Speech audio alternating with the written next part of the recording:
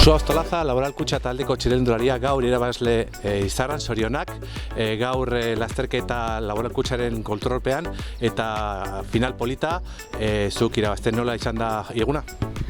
Bai, lasterketa, hasiari esaldi bat junda ez, minutu terdi baino geixi hori ateatzea iritsi dira, bertan Mireia Trias taldekideak genekan.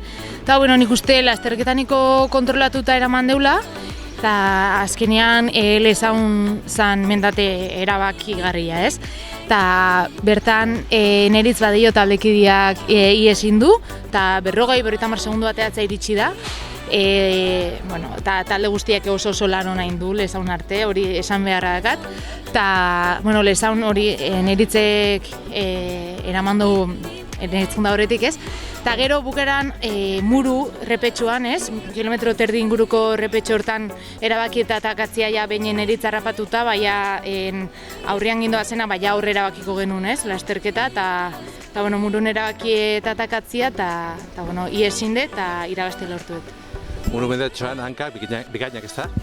Bai, egia esan sentsazio onak eukitu gaurko lasterketan, eta pose gaude lortutako amaitzakin eta talde guztiak indako lanakin. Zorionak, eskerrik asko. Eskerrik asko.